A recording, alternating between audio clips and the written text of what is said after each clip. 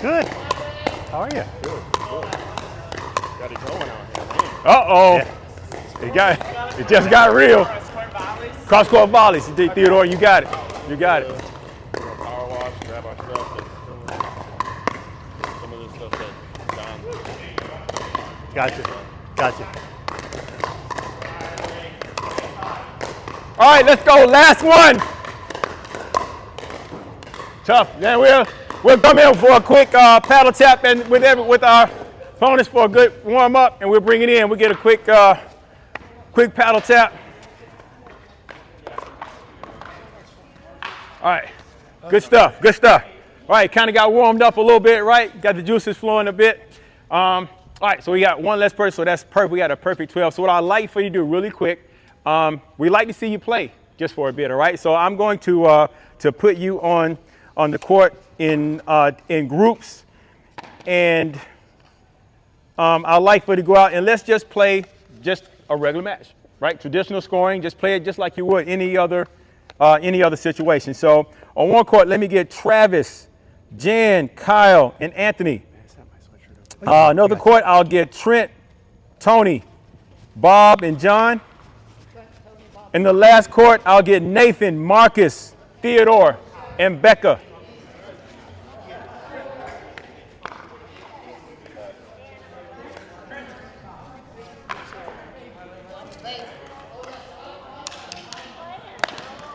What are the rules? Who starts? Outside? I'll let you decide. Yeah. Tony, outside start? Hey, I think we're keeping them down. Uh-oh. He took your tape up, too. He took the tape. That's fine. Okay. That's fine. I didn't say anything to him about it. So, okay. Everything going smooth so far? Yeah. Okay. Yeah. I got to make sure I'm asking you when I'm mic'd up. Yeah. Different things to learn. Like I went and turned that exhaust fan off. That exhaust fan was fine. loud. It was fine. Yeah. I wouldn't bother me a bit.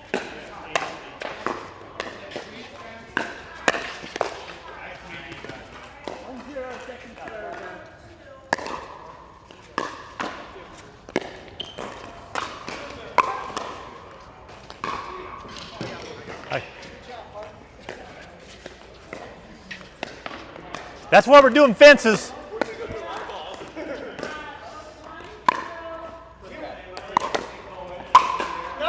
Good eye, Tony.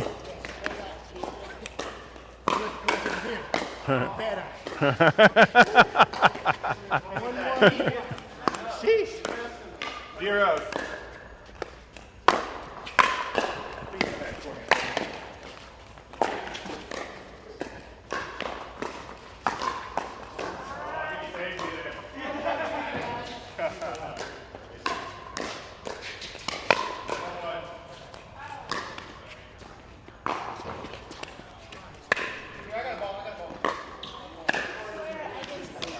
Tony Brown.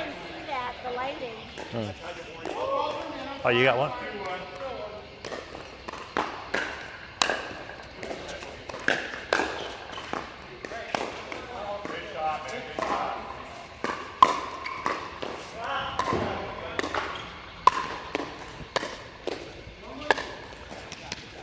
Some good players, man.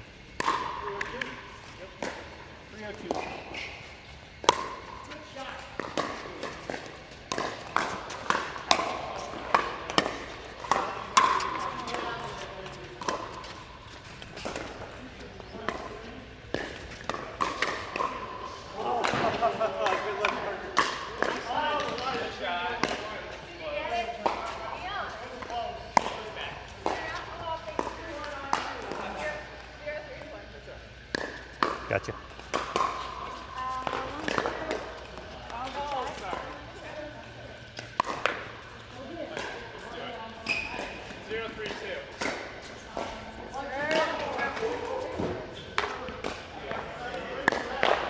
Run into that wall.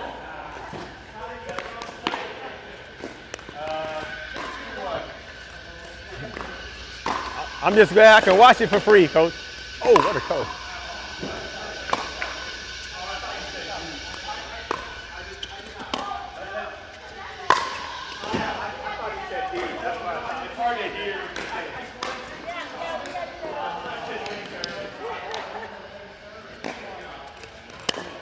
So here's where you're going to start to notice a little difference in the format of it. You know, you kind of see the little subtle changes, you know, Right. kind of how I'm doing it so far, but now you're going to really see the big difference in terms of getting to the micro coaching in that part. So, yeah.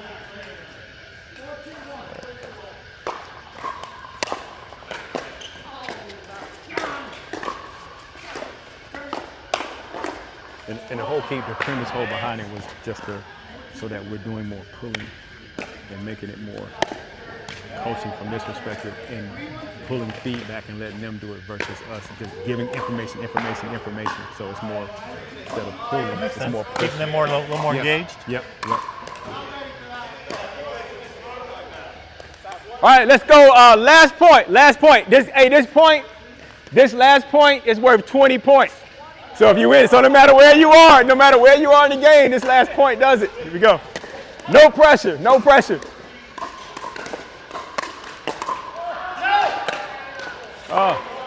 Okay. Oh, good stuff. Nice. Now the fun begins. All right, real quick, shameless plug. What do you think of the courts? Are the yeah? Got a little light in there? All right. And then I appreciate feel that. Like, in my opinion, it's dark over there, shadowy. Okay. It's right over in that corner. This is All right. really Yo, awesome. yeah. Yeah, I'll get you over this. That's all right. I didn't want to have my back to you. Thanks for calling Michael. Yeah. At least in that aspect. I get the lighting thing with that. I got you. I play outside, so 3 thumbs up. baby. I'm gonna get you on this side. I'm gonna get you over on this side. Pretty fast courts. Yeah. Yeah. All right. Thank you. Appreciate Yep. that. This is the first time a lot of us have played with Selkirk balls. Yeah, a little combination of it. It's a fast ball. Yeah. And they're, from what I could tell yesterday when we hit, and they're a little bit fast court. This ball tends to, once you get a little bit of scuff on it, it'll slow down just a touch. I have heard that about that ball particularly, that the ball's it's more Dora-like than it is X40-like. Yeah. All right. Good stuff. That was a great warm up. Good stuff. So let me ask you a couple questions about just that one part. So what did you all notice? I think once people start to play, it loosens them up. Okay, so it starts to loosen up. People got to play a little bit, got a little more comfortable. Kind of like a wine party. Yep. Everyone's like calm in the beginning, and then you get a couple glasses of wine, and it's madhouse. Nice. Yeah. Okay. Everybody kind of, and it makes you more comfortable, right? What else did you notice? The communication just increases. Communication increased. So now it becomes a connection, right? Now it's a connection more about that, right? So speaking of connection, Trent, you brought that up. Let me ask you a question. So we did introductions, right? Can you give me one thing that you learned about anyone in here that you remembered during the introduction? Got some Indianapolis people I didn't know. That's okay. All right. Because Indianapolis is so big, so many courts Right. that you're always meeting Right. people. So Good, because it's the connection, right? Not that it's all about me, right? It's not. But what did you notice about me during the lesson? What did you notice about Bill? Yeah, I Nathan. noticed you guys were walking around taking different angles. So you were observing while we were playing, but you had a bunch of different angles the whole time. Okay, so we didn't say sedentary. We kind of walked around, looked at different angles. What? Most importantly, nothing. Like you didn't Observing. inject yourself. You just walk around. There was no communication. Even if you hit an outstanding shot, what did you hear from me? Bill, nothing. Yeah, really. Right? Yep. And that's kind of an example, right? Because and thinking about it in the context of the group lesson setup that we were just doing, right? That was kind of our open observation, right? And we were just walking around. We put you in a game type situation, right? And there was no communication, but it was just kind of observing. And during that, Bill and I were having some conversations about, hey, when we do this, it looks like we may need to shift our drills a little bit, and we may need to work on this versus that. Those were the kind of conversations that we had, because that was our analysis where we kind of started to roll it in a little bit, kind of on the closed part of that. Yeah, good part. And so again, why? And this is part of open observation in that paddle warm up. Why is that warm up again so important? Gives you guys an idea of what to work on. Yep. And it also, and you said it, you answered it, and it also allows you to get more comfortable. It allows you to get warmed up, right? And allows you to be able to be more engaged in the connection with as a coach with your student. Okay. you could see the tactical part of it too. Right. Good point. Yep. Nathan, you had a question? So I know we were talking about earlier, like in the warm-up part of it, trying to connect it to what we're going to do in the lesson. Yeah. But my question is, if we're in that observing stage, it's kind of hard to kind of like pre-plan what you're going to do because you don't necessarily know the strengths and weaknesses yet. Right. Isn't it already pre-planned? Isn't this a Yeah, set that's lesson? that's I the mean, thing, because you already know what your lesson is going to You already focus know on, what you're right? doing. And that's the one thing that we probably should do better as pickleball coaches is not come out and say, okay, today we're going to work non-volley zone, and then we're going to do transitions, then we're going to work on serve, because then your student is like, okay, when I was here, I was supposed to do this. So it's always focusing on just one or two things, right? That one or two things. You might remember from a study guide. So to your point, you're exactly right. When you know what the focus of your lesson is going to be, at that point, you're going to know what you really need to what you need to stretch on, because your dynamic stretch is different from your paddle warm up, right? Your paddle warm up is where you're observing what they're doing, but you already know you're going to be working here. So I really need to make sure that my student is stretched out in their legs. So I need to do a lot of butt kicks and the exercises like we did first. Make sense? But we're going to get through that. We're going to get through that piece. So I got some more coming that's going to even drill that in a little further, Nathan. But now that you mentioned that, Nathan's question was kind of centered around those areas, like how do you know which areas that where you're gonna stretch or where you're gonna develop, how are you gonna know? So I want to talk a little bit about 4 specific areas, right? And I want to start right here. If I get you guys come over this, like I want you to all see it. I want to have my back to you. Sorry. This first area that I want to talk about really quick, right?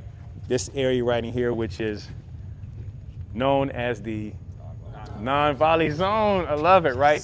Not the kitchen. I know, it's always one. There's always one. No, I was kidding, man. Yeah, the non-volley zone. Why is it important that we refer to this as the non-volley zone? Standardized. It gives an understanding of what it is. You're not allowed to volley. Yeah, well, first of all, it's the correct technical name for it, right? It's the non-volley zone at the kitchen. And the other thing, it gets confusing. You have beginners that come out all the time and they say, I have this is my first time out, but I know about the kitchen, but I can go in, but then I have to come out, but then I can't stay in, but I can volley in there, but then I can't. Okay, coach, what is it again? But if I call it, hey, this is the non-volley zone, what's that mean? No volley. I can't volley in this area, right? It pretty much kind of, plus it gets a little bit confusing. I remember sharing this story in the workshop that Bill and I are working with. It can have different connotations for different people. And this is a true story. Months ago, I was doing a workshop, and I had an elderly couple. They were on this side of the court, right? And they were playing a point, and it was a great point. It's a long point. It was a really great point, so much that both courts stopped and started to watch, right? And so they were at the non-volley zone, not the kitchen, right? And they were playing the point out, and she went into the non-volley zone to make the shot, and she hit it in the net, right? It was a great point. Everybody applauded, and it was like, oh, great, right? And so her husband came over, and he was like, hey, honey, great try, great try. They high-fived, gave her a hug. That was a great point. Great try, great try. And as they were going back, he said, so, honey, I noticed that you were in the, he said the K word. He said, I noticed that you were in the kitchen.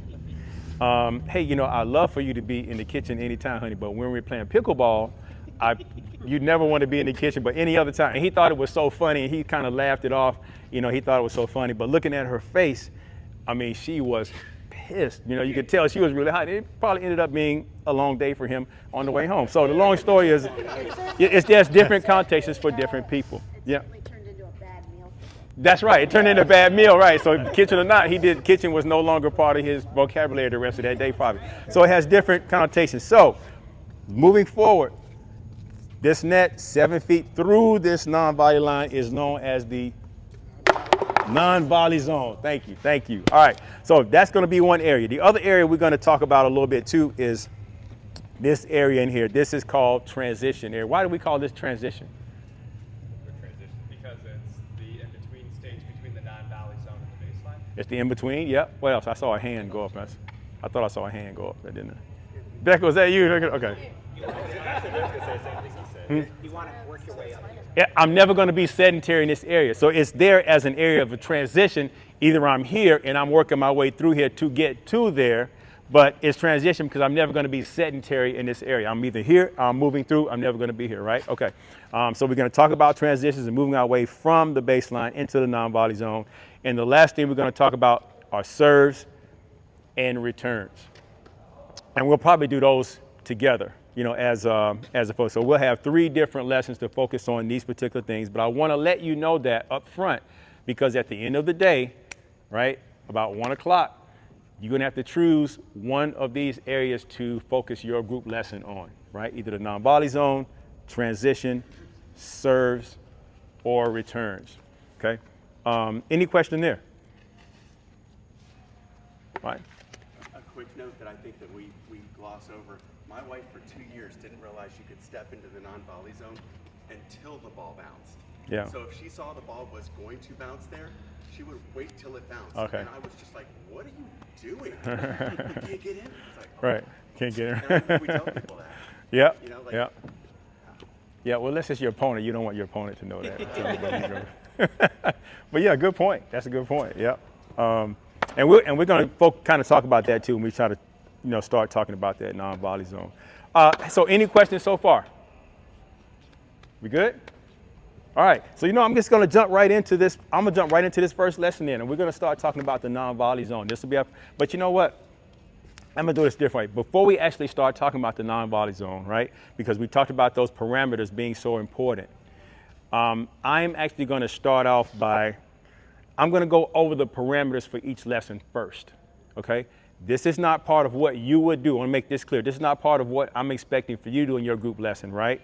But I want to point it out. So when we actually start talking about that particular concentrated area, I want you to already understand what those parameters are, because that's going to kind of help us walk through it. So you just need to know it. Make sense? Okay, so I'm going to cover the parameters up front, just so you know that. So let's talk about that, Bill. I don't want to have my back to you, man. So we talked about the non-volley zone. We talked about those 6. We talked about those 6 things right there, right? And I don't want to have my back to you. Sorry about that. Yeah, no, you good. No, you good. You good. You good. Okay. So the first thing we talked about, right? We talked about grip, right? And this, you'll probably hear me talk about this all day. Grip. I'm probably going to be going with continental. You hear me talking about that all day because it's really flexible, universal, something I can, no matter if I'm non-volley zone, transitions, serving, returning, it's always something that's really going to help me out in terms of those grips, right? So I'm going continental. And then we talk about stance as the non-volley zone. I'm going to have more of a closed stance when I'm in the non-volley zone, right? My shoulders over my hips, over my ankles. And I want to make sure that my weight is not necessarily on my heels, but my weight are on the ball. I'm terrible for this when I'm playing too sometimes, but I want to be in the balls of my feet. I want to be on my heels. I want to be on the balls of my feet, always moving forward. That video talks about nose over toes. Anybody remember that one? Yep. Yeah. So I'm always, of course, I thought it was weird at first, but I started doing it, it really helps. Hit me out. The other part is that paddle preparation. That's what we talked about. And in terms of that paddle prep, I want to make sure that my paddle is out front. Talks about that bullseye, right? Out front, covering that bullseye of my sternum, ready to protect, ready to volley. And now we get into that contact point where I want to catch everything in front of my knees, in front of my body, always moving out forward, so everything is going to be here. So imagine if I'm standing in that corner in the back with the wall here, I can't really get that paddle back because that wall is in the way. So it's going to be the same concept with my contact point here. Quick question. When you're in the non-volley zone, where do you think you generate most of your power? Is it in my arms? Is it in my shoulder? Where am I going to get most of my power from when I'm in that non-volley zone? So you're saying weight transfer? Who else? Anybody? I must have been wrong. Wrist? Yeah, Who thinks? The wrist can move faster than your shoulder or your elbow. The wrist is. Who thinks legs? You said legs, okay. Yeah, and I agree. Legs, it's amazing how much power, and it's not that you're incorrect because that is part of it, but the majority, it's crazy how much control and power I get in my legs when I'm making contact and I'm moving here, right? And I'm moving here. I'm finishing up. Contact point out front, I'm finishing here. All that control and all that power is really resting in my legs, because what I don't want to do is start doing this, because what's going to happen? Ball's going up, right? I'm playing somebody like Trent. He's going to be coming in all day. He's going to be killing me, right? So I need to make sure, focusing on the legs, finishing up at 11 o'clock, finishing up, 11 o'clock for the forehand, 1 o'clock on the backhand. One thing I want to point out too is the non-dominant hand. How important do you think the non-dominant hand is to teach on every lesson? Pretty important? Everybody think? Okay. Okay, trick question, right? You'll see this on your test. I want to make sure you get this one right. This would be the second one you get right. It's a bill. That's a good point. Okay, and here's why. I noticed when you all were playing, Bill and I were noticing that some of you, when you're in the non-volley zone, some of you get away with this, right? Non-dominant hand is not a factor. Some of you were even here, right? But sometimes if you're teaching somebody that's less skilled, you may have to teach that counterbalance, which means I'm really going to have to teach that non-dominant hand and make sure that non-dominant hand is following my paddle, right? So it's not always imperative that you do it. That one would depend on your skill level. So that should be that. So you're right. That's the second question. So that's 2 questions we should get right at least. All right. And if we're talking about that non-dominant, and we're here, right? If my paddle goes here, and my non-dominant hand moves with it, what's happening to my body? Body's rotating. My weight transfer is already there, right? And it's weight transfer and be able to transfer the ball so I can still contact engage with the ball out front of my body. Sound good? Any questions regarding the parameters before we jump into the non-volley zone? Good? All right. So, all right, let's say we've just walked through that door. What's the first thing we're doing? Introduction. What are the 3 phases of those introduction? What's the 3 components of that? Introduce yourself. Okay. Introduce what we're here for with the lesson. What else? What's the third part? Introducing each other. Right. So we're going through the introduction. The next part, where we're going next? Dynamic warm-up. And what kind of situation are we putting when we get into dynamic warm-up? What must we do, Nathan, with that dynamic warm-up? We want to relate it to the drill. We want to tie it into the skill that we're developing that day, right? What other kind of questions are we going to ask when we're in that, before we go into that dynamic stretch? Physical limitations, right? And we go through that. So let's just imagine that we've already gone through that, right? And we've done some really good dynamic stretches that are going to stretch us out for the non-volley zone. Now we've brought everybody back in after that great dynamic stretch. Where are we going next in the lesson? Open observation, right? And what are we doing in open observation? Okay. And what are we not doing? Okay. Got it. All right, we got it. All right. So let's imagine that we are at the point right now. We're going into our open observation. So we're opening that hourglass right now, right? And we're talking about the non-volley zone. So I've got a drill that I want to work on here. That's really going to help us. Go ahead. I'm sorry. Yes, open. We're going to open that hourglass. Yep. Open that hourglass because, and I didn't open the lesson, right? I opened the hourglass. I'll make sure we didn't get that right. Everybody, I don't know. Everybody misses that question on the test. It's a very trick question. So, John, Jan, Marcus, Robert, I need 4 volunteers to help me with this drill. Y'all have anybody that in mind that can? Thank you for volunteering. I appreciate you volunteering. Okay, so we're in the open observation, right? We're working on the non-volley zone. Who is my 4th person? Where's my 4th person? Bob. Oh, Bob. Yep. You said Robert, I didn't Yeah. hear that. Okay, Rob. Okay. That means he said, "Oh, that means I'm in trouble. Something going on." Okay. All right. And what we're gonna do is just a small version of just mini pickleball, right? We're just gonna play points out just like you would if you were playing a regular match, right? But real quick, I'm gonna hop in your spot just for hot sake because I just want to help demonstrate on the first one. That's it. I'm not going to get to your back. That's why I'm off. Yeah. Okay. I'm gonna get you this time. I'll get you. This time you will. This time you will be in the back. All right. It depends. Okay. All right. Here we go. Start it out. Yep. This version of mini pickleball. Nice. Good.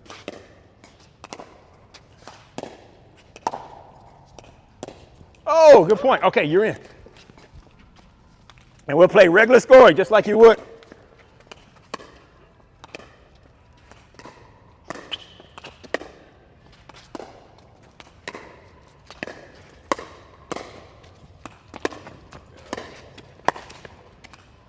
Okay. 0-0-1 over there. 0-0-1 over there, right? So, yep, clean.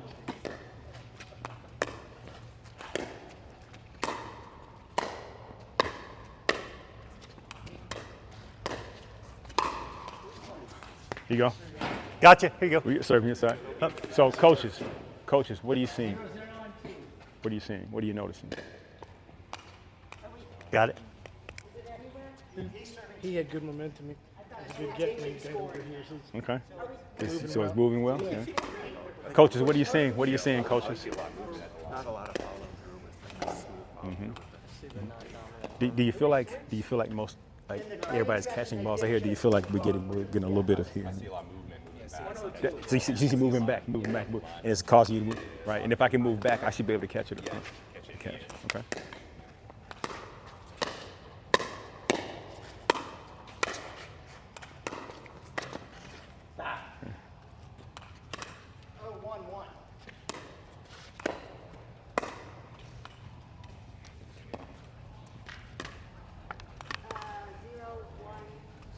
Oh, Mike. How you doing, man? Good.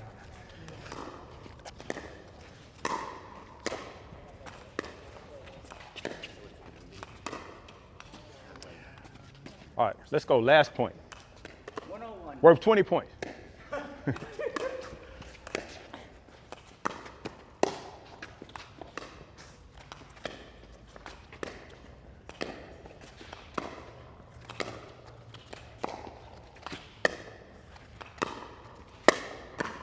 Okay, perfect.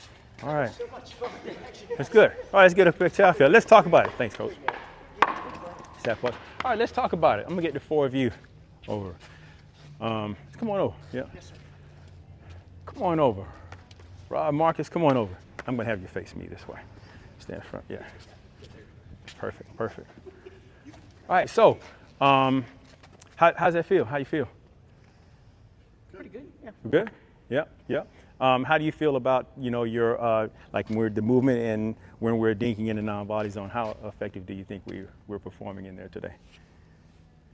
I got to get better at the 11 and 1 and Finishing up to high. start That's good feedback. using my racket instead of my knees. That's great feedback. Great feedback.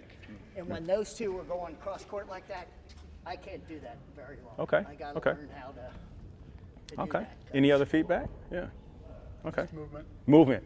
Yeah. And one thing that I saw that you do very, very well that we don't need to really focus on today is when you're in here, and we have to teach you this a lot of the time, and that is people want to get wristy, and I want to like swing here, swing. You're not wristy, so you can, the good thing is that you're punching out. You're not being wristy, so that's what you do very well. And in terms of movement, in terms of shifting, that's another thing that I see that you do kind of very well too. Just in case But I do see a couple of show them opportunities whatever here, you too. like that, get them out. And the one thing that I'm noticing then went out to get on a something. couple things is when we think And- about where we need to be in our stance, right, is we Sit need up. to be more on our toes. And I noticed that some of us were on our heels and falling back this way. And what tends to happen when we're on our heels back here, and I'll make sure I'm gonna have my back to you, I'm sorry.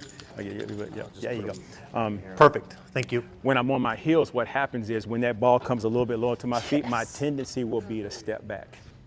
And we noticed that a lot of times we were stepping back to make those I balls don't, moving back in. but in And the if I back can seat step of back my and hit truck, a ball it's from another here in drill. non-volley zone, I should be able Another to catch drill, balls yeah. out front too, right? Catch out here versus having to step back. and Actually, I kick it in. think in that you'll see that That's there's a the one thing. DeWalt So I bag. have There may be something two that's more gonna help us batteries with a in there couple already things. One charged. is Right. ensuring that we don't step Yeah, back. The other he's got thing the keys. is making He's sure moving we're it. making contact with the ball out front, right? And our contact point needs to be out here, right? So those are just two of the things that I kind of really want to work on. Before we get started to this next drill, any questions? Can you explain that to me again? Okay, which one? So somebody's hitting it towards my feet because I step back a lot. Yes, you step back a lot. You I said the key. You said the key. You step back a lot. So what you're saying is if I had to step back, I could get it out in front of me, but Right. it just doesn't. Because I if- have to if- get used to staying. yeah, you're right, Because right. I just don't. But you said the key thing. You said the key thing, and that is you've got to get used to staying in there. So I've got a drill that's really going to help you because it's going to force you. It's going to force you to stay in there. It's going to force you to make sure you're really taking that contact out front. Jan, you had a question. I mean, okay, so so I get that, but I say that, but like your goal, everybody's goal is to hit at the feet, so that ball's coming at the feet. So in my sometimes you get a little bit more time, if you But- will, but to be able yeah. to scoop that ball up Yeah. to get down Yeah, here and if- versus trying to Right. deal with it right there. But one thing that whereas you just can showed in your pick it example up. right there, if you notice the first thing that you did, right? When you said sometimes the ball comes ahead to get, but the first thing you did, instead of going here, you said, but if the ball comes here, sometimes but what happens? You step back, right? You step back. But sometimes you have to, if the ball is wide, you have to shift. But if the ball is going here and I have to step back to catch this ball here, I should be able to also catch it if I'm left-handed, to be able to catch this ball out front to be more aggressive and be more offensive on my end. So that's my point, is this, that contact point becomes so important. And what I don't want to do, if balls are at my feet, I don't want to continue to hit balls low, because that ball's coming, if my paddle's below the net and I'm going here, that ball's going to pop up a lot of times, and I can't be more offensive than I want to be, right? I have to be more defensive. So I have a drill that's really going to help us to connect all those things. Sound good? Yes, sir. Okay, perfect. All right, pause right there. Coaches, what did you just notice about that whole scenario there? The Jan's pushy. That was fun. What'd you notice? I think it was nice interaction between the coach and the players, and them telling you what they felt, and you telling them, you know, what they should do to fix or correct this. Yep. And Tony, to that point, when they were in their open observation, did I stay in one spot? No. I kind of moved around a little bit, right? I provided no feedback or anything, just let them play it out, right? What else did you notice about the interaction? It was very, even though you were giving feedback, they were able to kind of express what they felt as well. You didn't just tell them. They Asking for feedback. What do you think, right? And Jan gave some very positive feedback, right? But movement, everything, yeah. What else? It was also nice to be positive. There were a lot of positive The positive part. This is what you do very well. This positive piece, right? Anything else? Well, I think it's also just good that you're explaining that you can also be more aggressive with being in front here than just telling them be in front, but instead you explain why you want to be that way and not backing up here. Okay. Right. What did you notice about my positioning? When you were talking to them, Yeah. you were out in front of them, so they weren't behind you or to the side. They were out. And had two people, and sometimes this is small, right? But even that net can be a barrier sometimes. But notice there were two over there. I said, hey, come on over. And they came. And what happened when they came over on this side? I took the distraction away, right? So the last thing I want to do is for me to be here, and I'm asking the four of them questions, and now they're answering to a whole panel of people, and I say, oh, snap, everybody's now I'm on the spot. So now it's just focus on me, the eyes are on here, and so sometimes just the positioning where you are. Another thing to notice, too, is notice when we talked about, when I was talking to them about stepping back, when I was talking to them about catching the ball in front, right? I wasn't just out here doing it here, but if we're talking about the non-volley zone, I'm actually right here. And I'm coaching. We see that all the time where you may be teaching something, right? And I only picked like 1 or 2 parameters that were relevant to what they were doing. We went over all 6, but I just picked the ones that were relevant and just covered those. But I wasn't out here doing it, but I actually did it right in the exact spot so that your students can really conceptualize what was going on. Make sense? Okay. Yep. Nathan. And I thought your body language was very like open and receptive, so they could feel free to feedback. You weren't just like hunched over and then like it seems closed off. Nice. Just open. Okay. Having a conversation, really, right? Yep. Okay. And So. my problem sometimes is I don't know how to coach them what to do. Kessel. Yep. You can't. What was the comment? So until you just told me that, I knew your racket was supposed to stay out front, but I do pretty good stepping back. So I would just tell my people, oh, that's okay, because I don't know a drill to do I got to you. correct the problem. Gotcha. So if you can't coach them how to correct the problem, it becomes very difficult. So I just go and call you from now on. Nice. And say, my students. So question Well, for you. yeah. So how tall are you? 5'10". Becca, how tall are you? 5'3". So like her reach is not as far. So, and I mean, the pros now do it where they step back and will attack because it's dipping so much, depending on who you're playing against and how much. And depending on shape. where it is on the court and where you Yeah. are, And right? so for me, if I reach out here and I'm getting it below the net, obviously it's going to pop up. And so in that case, if I can't get it up here, then if it still has that same shape, then I'll take 2 steps back so I can be aggressive and keep it. Okay, so that's my, Yep. to Yep. my point. And so I see a lot more sometimes you have ladies- to. I see a Some- lot yep. more ladies taking that step Yeah. back because they don't have the reach and they don't have the span that the guys do. Yeah, thank you. And Yep. that's- So with this drill that we're going to show right now, there's variations that you can do to help no matter what skill level or the reach or male, female, any of that. I think personally, to me, skill is skill, There is no male, there is no female. So, you know, it doesn't matter your height, or most females do this. I think, you know, everybody does things better than others. And so there's not really a designation there, but this drill is going to kind of really help us. And there's ways that you can differentiate this drill based on skill level. And I'll go through that part too. But ideally, yeah, we can set them up, right? Okay, 15 seconds. Okay. Let me just make this section's new, one right? quick, one really quick point. And that is that ideally, right, when the 4 people that were just here, right, we would go right into this drill because this is something helping people that we just talked to and that we just had on the court, right? But because we got a number of people here, I'm going to swap those 4 out with 4 more people just so everybody can have an opportunity to jump in. But ideally, this would be the same group that you would have. I just want to make sure that we understand. Yep. I did have Jen? a quick question Sure. on the videos. Yeah. Watching them, it talks about courtesy. So courtesy would be Yeah. serving like maybe cross court. What's the courtesy back? Is it supposed to go across court Yep. to get to that person? You can do either one, Jan. When it goes courtesy, because sometimes it's like, okay, I want to go and it can be courtesy or kind of a friendly feed, friendly return, and that friendly return can be cross court. You can pretty much do it however you want. You can say, I want a friendly return, friendly feed. Courtesy. I mean, it means Does it mean just an easy? Yeah. Yeah. you got it. Yeah. Gives you a really nice Yeah. serve, and then you go. Yeah, you know, I don't want to, I'm not trying to drive a thing back so we can try to, we want to make each other successful in the warm-up so we can actually get through the drill part. But it's up to the coach to set up that frame of mind and that parameter part to know that people know, like, okay. So for this next drill, we're going to do Anthony, Becca, Tony, Ed, I need 4 volunteers. What do you think? Yeah. Thanks for volunteering. I love it. Big Blue? Brothers. Nice. Okay. All right. Who's my 4th person over here? I only said 3 names. Anthony, Becca, Tony, Ed. That's 4 people, right? Yeah. And Oh, okay. I need 1 more extra volunteer. Come on, Theodore. Okay. I said I got you. I'm sorry. Okay. All right.